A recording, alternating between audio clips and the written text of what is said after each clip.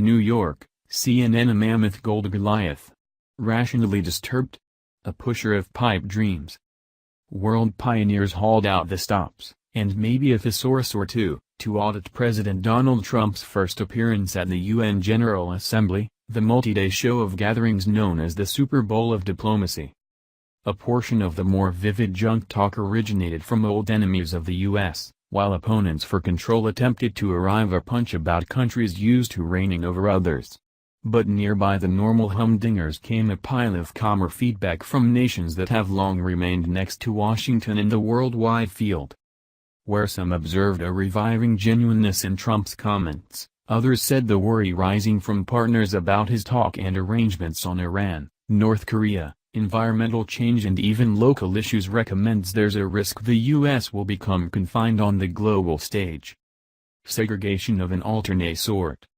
This is segregation of an alternate sort, this is self-confinement, said Daniel Serwer, executive of the Conflict Management Program at the Johns Hopkins School of International Studies. These aren't preservationist positions, they're radical positions on environmental change, North Korea and Iran. Trump conveyed trademark incitement, debilitating to thoroughly annihilate North Korea in the body in view of transforming swords into plowshares. He rejected the North Korean pioneer as Rocket Man. He indicated a choice to leave the universal settlement that controls Iran's atomic program in return for sanctions alleviation. Also, in a body dedicated, however incompletely, to the possibility of coordinated effort for more prominence benefit, he championed self-intrigue. A few of us were humiliated, if not unnerved, by what seemed, by all accounts, to be the arrival of the scriptural monster gold Goliath, said Robert Mugabe, Zimbabwe's leader. Is it accurate to say that we are having an arrival of the Goliath to our middle who debilitates the termination of different nations? Mugabe said that the world needed to be driven by a United States guided by estimations of solidarity and peace, not by the guarantee of our condemnation. Countries like his had just opposed perdition as dominion. The ace of dominion was vanquished by us, he said. Present to us another beast, by whatever name, he will endure similar results. Feedback from any semblance of Mugabe, not an especially warm companion of the U.S., is only the same old thing, said James Carafano, a senior individual at the Heritage Foundation. Put everybody's legislative issues and line up their remarks and they simply fall in line like tin fighters. Absolutely, the standard commentators arranged. North Korea's Kim pummeled Trump from a far distance as a rationally unsettled U.S. dotard, sending many thousands hurrying to their lexicons.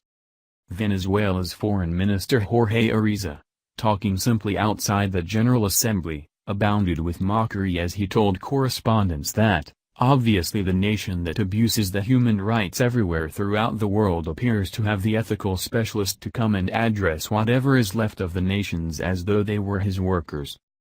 President Hassan Rouhani of Iran censured Trump's oblivious, crazy talk. Cuba's Minister for Foreign Affairs, Bruno Eduardo Rodriguez Parilla, said the U.S. pioneer controls the idea of power and security, overlooks and contorts history, and depicts a pipe dream as an objective to be sought after, to his own particular advantage and the damage of others, including his partners. No less than one of those partners had only a claim for Trump. Israeli Prime Minister Benjamin Netanyahu tweeted that, in more than 30 years I would say with the UN, I never heard a bolder or more valiant discourse. The U.S. ambassador to the UN Nikki Haley said that numerous nations were extremely positive to the discourse, including that they acknowledged how limited and legit he was, how direct he was and how invigorating it was. However, freely and secretly, Haley and the Israeli pioneer appeared to be in the minority.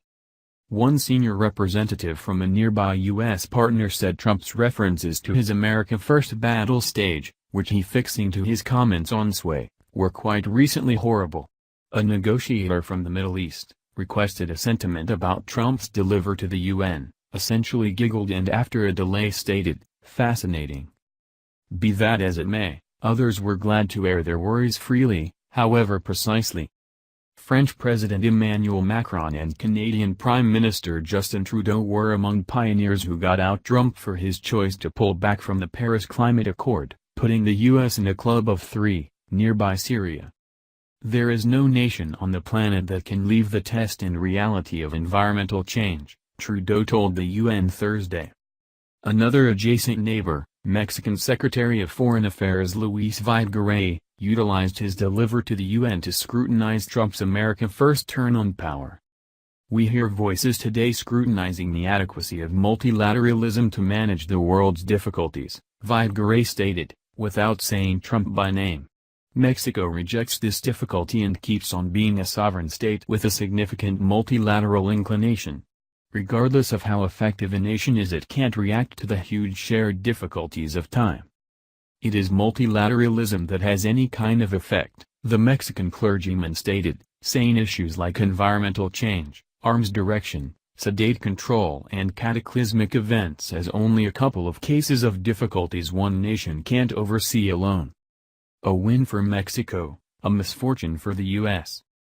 At a later question-and-answer session, he stood amazed at the rationale of Trump's choice to remove youngsters conveyed to the U.S. without papers, a large number of them from Mexico and now known as visionaries. It's difficult to comprehend why a nation would send out, trade for nothing, a human capital of this quality, Videgaray told columnists at the UN. In the event that happens, it would be an enormous win for Mexico, huge misfortune for the U.S.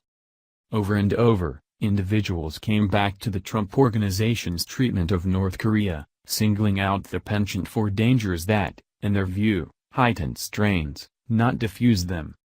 Swedish Prime Minister Stefan Löfven wasn't the main individual to address not only Trump's gloat of North Korean annihilation, but rather the place he did it. Addressing CNN, Löfven stated, "I think the soul of the World Group and the United Nations is not to undermine each other, it is to figure out how to regular arrangements." German Vice-Chancellor Sigmar Gabriel reprimanded Trump's comments on power and his rejection of the Iran bargain, connecting it to progressing pressures with North Korea. "This is not just about Iran," Gabriel said. "This is about the validity of the global group." What happens, he asked, in the event that things being what they are, arranged dissensions don't persist and trust in those understandings are not worth the paper they're composed on? How are we going to persuade nations like North Korea that universal understandings furnish them with security? Japan's Minister for Foreign Affairs Taro Kono likewise addressed the Joint Comprehensive Plan of Action, as the Iran bargain is known, saying that it's critical the settlement be persistently and consistently actualized. European Union outside arrangement boss Federica Mogherini, who told a room loaded with negotiators that we don't decimate nations, clarified that Europe will diagram its own way if require be. On the off chance that the U.S. leaves the arrangement, she stated, "I can let you know as an European, we will ensure that the understanding remains." Carafano says the Europe is disturbed in view of Trump's enormous test to the Euro-federalist program, the sense of duty regarding an European Union. They see calls for sway as an immediate test on the European venture. Concerning the miracle about Trump's risk to North Korea, Carafano says it's ludicrous. Yet, others like Sir see stressing signs. The European partners aren't with us on North Korea, Iran or environmental change, he said. He is claiming to lead, however no one is following. It's that terrible. Remedy. This story was refreshed to amend French President Emmanuel Macron's title. CNN Shaq Rappelt, Ellie Kaufman, Christina Scaglia, Anne Roche and Brian Vitagliano added to this report.